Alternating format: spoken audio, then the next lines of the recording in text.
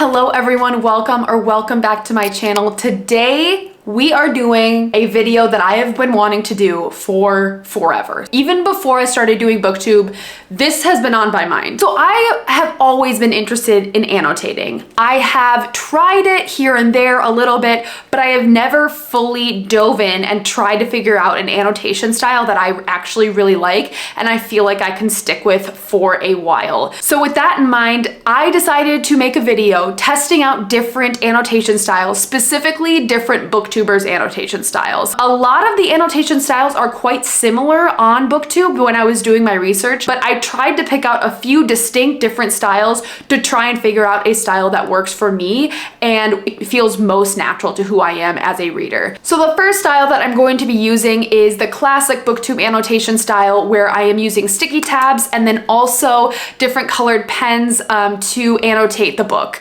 I am going to be annotating a fantasy book because that's typically the kind of style that people use to annotate like this.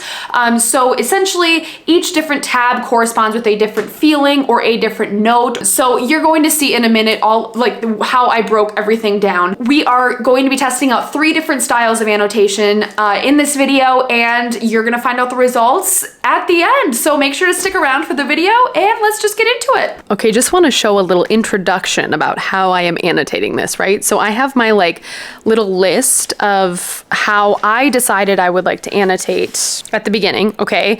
I have 2, basically red is important, pink is a quote that I love or something that I love, blue is sad, green is world building, and these 2, orange and yellow, are left blank for something down the line if I feel like, you know, if I want to add in something that's shocking or something else that I feel I want to annotate, I'm going to leave these 2 blank. I don't want to set myself up with a bunch of parameters at first, but I do think these 4 are something that I will be able to use. But, okay, so I've just started annotating this book, right? So starts off great. Love a map, great. But I start off very neat. I've only used world building stuff so far because it's the beginning of the book, which I guess makes sense, but I feel like I'm having a hard time understanding of when I should annotate something.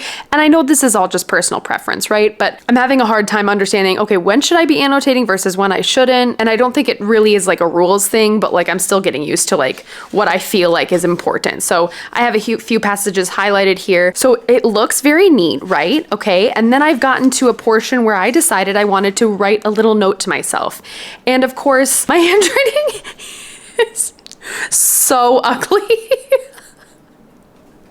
So I'm sorry my aesthetic is not super neat and tidy. We're a hot mess here. Give me a thumbs up if you are too. We love that.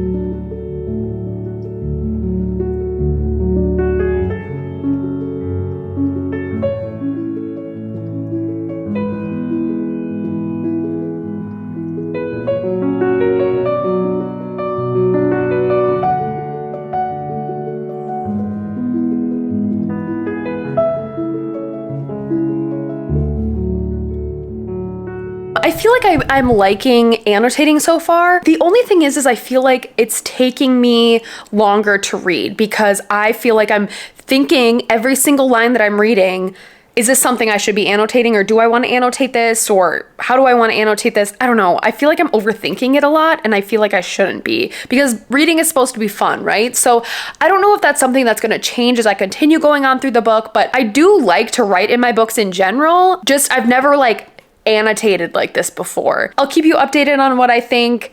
Not sure how I'm gonna like this, but I'm gonna give it a try, you know? Why not? I feel like it does have potential for me. It definitely does, but I just gotta figure out the right system that works for me. Hello everyone. Okay, so I have finished annotating consistently my first fantasy novel ever, and it was Crescent City 1. As you can see, got really into it. I did enjoy doing the annotation. My little method that I used was Pink was love, blue was sadness, green was world building or character building, yellow was shocking, orange was like character or plot development, and then red was like mega important. And then I didn't really use this beige one here. So in terms of actually tabbing this, I put things that were more like quotes or just like smaller pieces of information on the sides. And then if there were whole important like paragraphs or chapters of information that was really important, I put them on the top. I got that idea from Mel Reeds, who does that for her annotation, and I found that really helpful, especially for like the, you know, really important stuff that happened, and I could just quick reference it by turning. Okay, I knew I put that at the top, I can like turn back to it really quick or something. As far as the annotation process as a whole, I did enjoy it, specifically for the world building in particular. I thought that as far as fantasy goes, like as you can see, most of my tabs on here are green or orange. So there were many different plot points where I picked out and I was like, I should remember this. This is foreshadowing, or like, this is going to be an important something later on. I found that very, very useful because I feel like there's a ton of times in high fantasy when as you're reading, they reference something that they talked about earlier, and then I have to go back and find what I was looking for, and that can just take a really long time. What I didn't find myself using a lot, I didn't find myself using the emotional tabs more. Like I don't really have a lot of pink stuff in here or even blue stuff. I don't know. I don't know if it's just fantasy for me, but I don't find myself like as connected to the characters as I would if I were reading a literary fiction novel. Like I feel like if I were to read like Normal People or something like that, I would feel more character connection and I would be able to use those emotive tabs more. Another thing that was really kind of more difficult to overcome in terms of trying to annotate this was I felt like I was looking for things to annotate, right? Like I felt like I couldn't just passively read the book and take it all in and kind of enjoy it. It was almost like I was reading it and I was like, what do I feel about that? Or like, maybe I should tab that, or maybe I should tab that. I didn't tab everything I annotated. Like a lot of the stuff in here, I used a lot of brackets. Like you can see here, I bracket certain information because I couldn't be bothered to underline it. But I felt like there was stuff in here where like here's like a little bit of a smutty scene or something. And so I just like wrote something, but I didn't tab it because I didn't feel like I needed to tab it. I was like, this isn't really important. Like I know I'm not gonna like go back and reference that at some point. So I liked it. I think I would have to do it more to get used to it and to be able to like enjoy the experience of annotating. I would definitely do this again for a fantasy book, but I would think I would only use it for world building in particular, especially at the beginning. You can see there's a bunch of like, I did a bunch of tabs at the beginning because it was all like world building and setting up the characters and all that kind of stuff. And that was really, really helpful. One other thing that I didn't like about it is I was listening to the audiobook while I was reading it. And I found myself thinking, oh, I should annotate that when I go back to the book. It just like took out of the experience of reading it. You know, like I couldn't just enjoy the book, especially while I was listening to it on audio. As you can see, I was like really good about reading it physically, hit about halfway, and then it's just way less sticky tabs because I was listening to it on audio and I was like, that was how it was, I was incorporating this book into my life. So that I found was a little bit more time consuming for that reason. I do enjoy it. Like I said, I think this system in particular is really useful for world building in particular or character building, but I don't think this system is usable for every single book. So that's my thoughts on that first system overall. I really do like the sticky tabs though. They're quite cute. So I wanted to quick mention where I got these from as well. These are from Amazon. I'm going to leave the links down below in the description of all the stuff that I am using for annotation. They came in a pack of 6. Each color has a bunch of different tabs on it, so it was really useful. The only thing is that it's very flimsy. As you can see, this one kind of got totally ruined, and when I put it in my little like bag that I've been using to carry all this stuff around in, a lot of the tabs would just peel off and then be like in little bricks inside of my bag, which kind of sucked, but they were cheap and they're useful and they work well. So that works. And then as far as the pens go, I have the Papermate Inkjoy, the 0.7 gels, and then I also have these Staedtler Tri Plus Fine Liner. I think these are very common in the book community for people to use. Again, all the links will be in the description, but I did like these.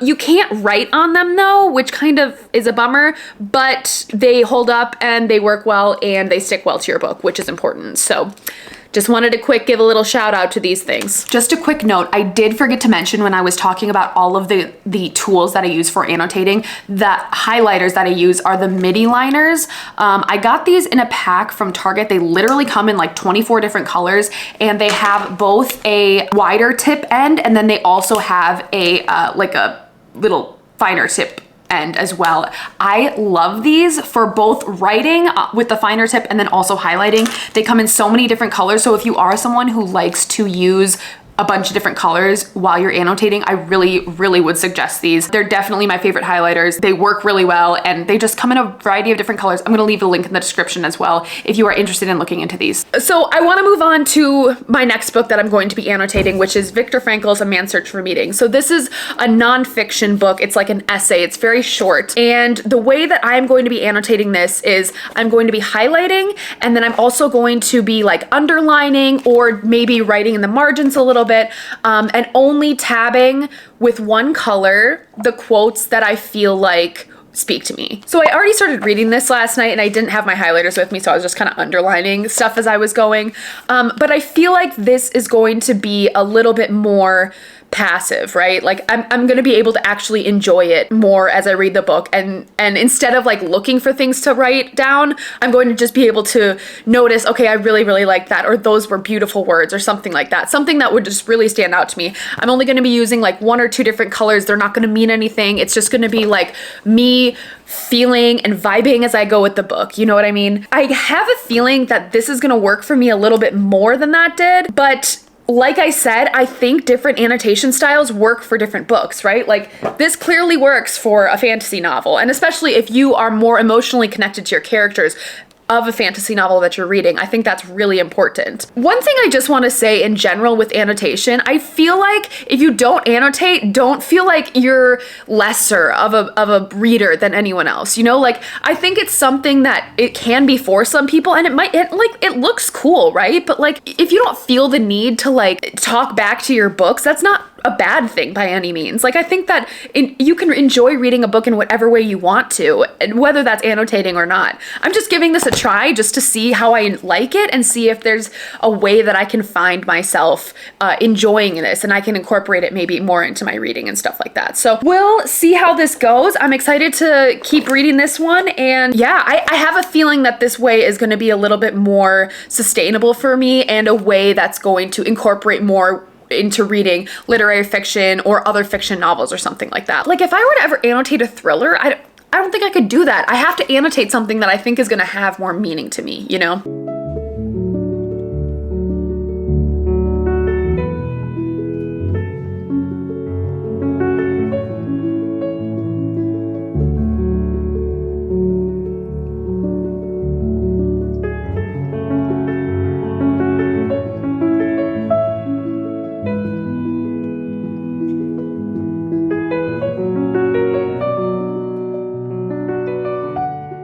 Okay, so I finished Man's Search for Meaning yesterday, annotated it, as you can see. I used the same color tabs as the book, and I kind of like that, and I also used the same color highlighter. So the method that I used in this was mainly highlighting, and then I also did a little bit of writing on the sides with like maybe like a quote that I really liked, or like I underlined and also circled a few words if they really stood out to me, but mainly I used highlighting. One thing that I also did after I finished this book is I used a reading journal. I'm not the biggest like journal person. I can't keep up with a bullet journal. I am not that creative, but I did get this reading journal from A Clockwork Reader back in the beginning of the year, and honestly this is such a great reading journal, like genuinely. If you haven't heard of this, go check it out, because it's just such a great way to track your reading and stuff. I filled out completely all of the prompts. I included a bunch of different quotes on here. Honestly, this way was probably my favorite of the 2 ways that I have annotated so far. What I really liked about it is that it felt natural to me, and maybe this has more to do with the fact that this is a nonfiction where you know you're gonna have quotes that just like hit you and you're gonna want to underline them, but I felt like it was just a way more natural process for me than trying to read a fantasy novel and pick out scenes that I liked or didn't like. I also enjoyed this because highlighting is super easy. I'm not using a ruler to try and get my underline straight. I'm just going in and highlighting. And then if I have any thoughts that have to do with whatever quote that I highlighted, I just put it off to the side and like write whatever my thought is. I feel like this was the most successful method of annotating for me so far. I'm interested to see how this would play out in a fiction novel. My next way that I'm going to be annotating is I'm going to be using just a pen. Since I'm doing this challenge and I want to understand, like, if I only had one method of highlighter or pen or whatever, like the simplest thing is everyone has a pen, right? I'm going to be probably using a lot of underlines, and I'm going to be trying to like write in the margins and stuff and like have a talk back to the book. As I'm going, I'm not going to be using different colored pens. I'm literally just going to be using a black pen to be writing in the book as I'm reading. I think it's going to carry over some aspects from the way that I annotated Man's Search for Meaning, and the fact that it's going to be a little bit more natural to me to just go through and like underline my favorite quotes and stuff like that. I don't have to be thinking about, oh, how am I feeling in this moment? Anything like that. I just feel like that first way that I annotated, there's a huge barrier there, right? Like there's too much on your mind when you're reading. You're trying to enjoy the story, but then there's also this barrier of like, I have to remember how I'm feeling and like, did I like this scene? And like, did I think this quote was good or whatever you're thinking about at the time, you know? So I think these will be a little bit more natural. Gonna try out just the singular pen method and see how it goes. Okay, I wanted to give an update on the annotation and how that is going. I'm going to be annotating Under the Whispering Door by TJ Klune. This is a book about a man who dies, and then it's about his time after he dies. I read House in the Cerulean Sea and I absolutely loved it, and I like kind of tabbed that one a little bit more, just like putting little flags against quotes that I really liked. So I'm just going to be using a pen to underline quotes that I like, write in the margins, stuff like that, and see how that goes. So let's get into it.